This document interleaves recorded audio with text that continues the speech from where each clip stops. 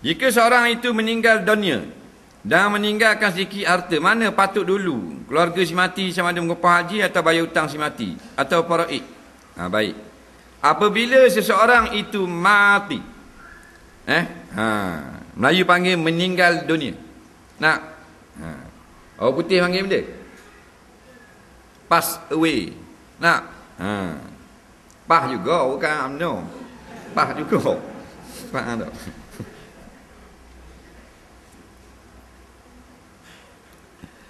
Maka dia ada meninggalkan harta yang boleh memberi manfaat. Contohnya selipar atau kasut sepasang, baju 2 helai, atau tinggal biskut fiksi sebuah. Atau tinggal maknanya kuyuk atau sudu 3. Piti jota-jota tak ada, tu panggil harta juga. Faham? Tu dipanggil tarikah. Kalau ada tinggal barang itu tarikah. Selipar sebelah dia tinggal, bukan tarikah. Kerana sebelah tak boleh nak ambil manfaat. Jual tak laku. Tak?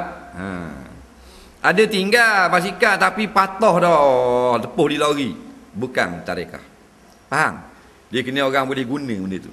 Jadi ada harta tinggal, maka dia panggil tarikah. Tarikah bahasa Arab maknanya harta peninggalan, daripada kataan tarkun. Tarikatun, harta peninggalan. Baik, bila tinggal harta sedikit, tapi dia ada 3 benda yang dia nak buat. Yang pertama, bayar hutang Allah. Seperti dia ada nazar atau fidyah. Yang kedua, hutang manusia. Seperti dia ada ambil barang kedai rucik 200 ya, kedai luar tak bayar lagi. Banyak, faham? Dengar molek. Yang ketiga, bagi saka anak beranak. Nak buat hak mana dulu? 3 perkara nak buat.